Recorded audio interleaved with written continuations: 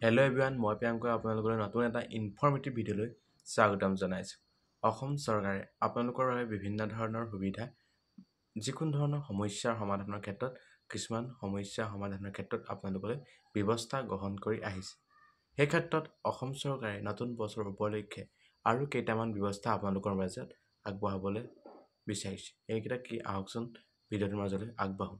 প্ৰথম কথা, আপোনালোকৰ যি বসুন্ধৰা 3.0 অৰ্থাৎ সেই ডিচেম্বৰ মাহলৈকে অনলাইন প্ৰক্ৰিয়া হৈ আছিল 2024 বৰ্ষ, কিন্তু অসম চৰকাৰে আপোনালোকৰ বাবে এটা সুব্যৱস্থা কৰি দিছে।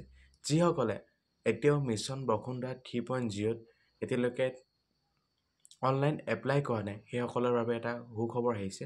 তেওঁলোকে এতিয়া অনলাইন এপ্লাই কৰিব পাৰিব 2025 বৰ্ষত জানুৱাৰী মাহৰ 10 তাৰিখলৈকে। সেই মিছন বসুন্ধৰা 3.0 অনলাইন প্ৰক্ৰিয়াসমূহ তেওঁলোকে কৰিব পাৰিব। সেইবাবে আপোনালোকে পলম নকৰি যিসকলে এতিয়ালৈকে কৰিব পৰা নাই সেইসকলে কৰি ল'ব বুলি মই বিশেষভাৱে অনুৰোধ জনাম। দ্বিতীয়তে আৰু এটা ঘোষণা কৰিছে অসমৰ মুখ্যমন্ত্ৰী হিমন্ত বিশ্ব শৰ্মা ডাঙৰীয়াই।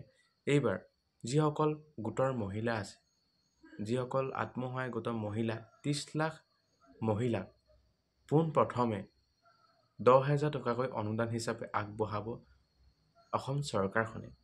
বিশেষকৈ এইবাৰ বিহুৰ ওচৰে পাজৰে হওক বা তাৰ পাছতেই সেই পইচাসমূহ এই চৰকাৰখনে আপোনালোকলৈ আগবঢ়াব।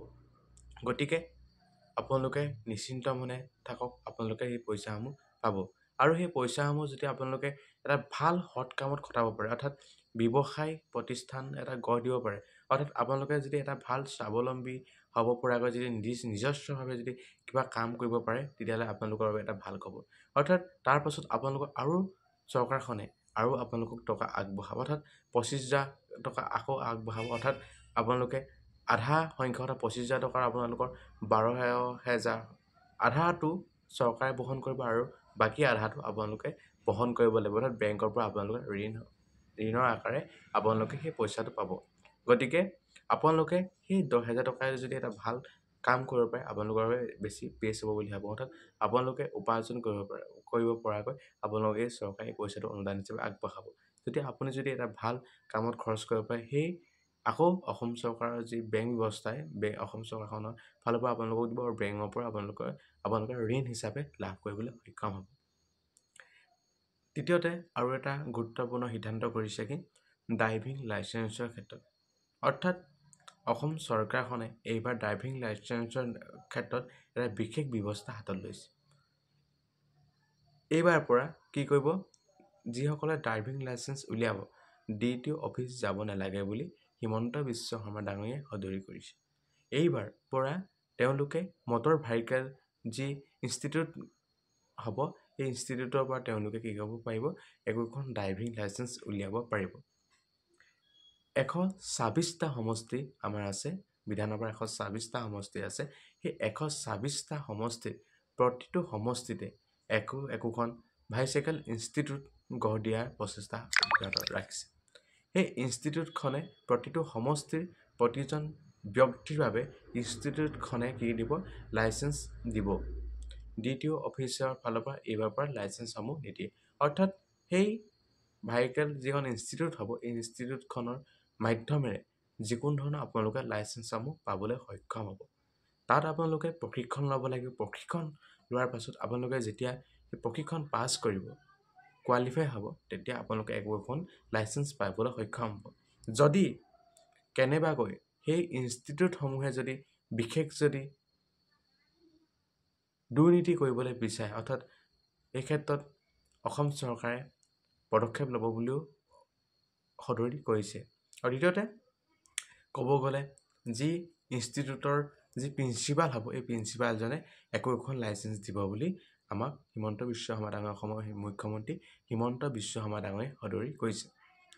এই ক্ষেত্ৰত মই ব্যক্তিগতভাৱে এটা কথা মই স্পষ্টকৈ মই ক'ব বিচাৰোঁ, মোৰ যিসকল ভিউৱাৰ্ছ আছে সেইসকলক ক'ব বিচাৰোঁ, যদি সেই লাইচেন্স বনোৱা অথৰিটিটো যদি এটা প্ৰাইভেট ইনষ্টিটিউটক দিয়া হয়, তেনে ক্ষেত্ৰত অলপ হ'লেও যাতে বিসংগতি হ'ব বুলি মই ভাবিছোঁ। কিয়নো কৈছোঁ, আজিকালি আপোনালোকে দেখিছে টকা পইচাৰ যি দুৰ্নীতি হয় এই দুৰ্নীতিটো চলিব নেকি? বিশেষকৈ কিছুমানৰ পইচা অধিক থাকিব পাৰে, এইসকলে কি কৰিব টকা দি লাইচেন্স উলিয়াব নেকি?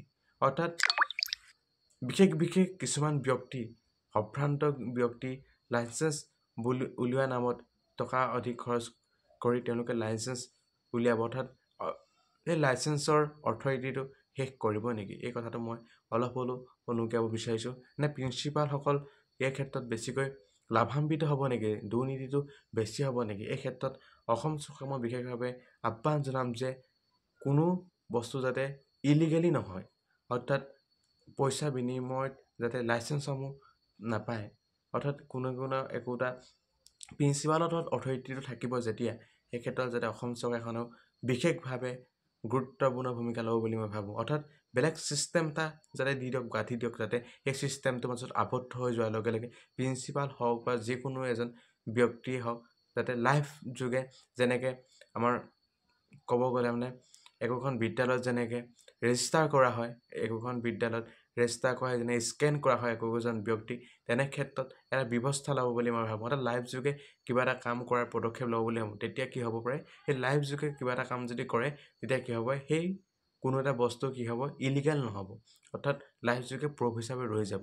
সেই ক্ষেত্ৰত বেলেগ ব্যৱস্থা কৰিব বুলি মই ভাবোঁ। অথৰিটিটো দিছে, কিন্তু মই বেয়া পোৱা নাই, কিন্তু এই ক্ষেত্ৰত যাতে আৰু বেলেগ এটা ছিষ্টেম আনিব বুলি মই বিশেষভাৱে ভাবোঁ।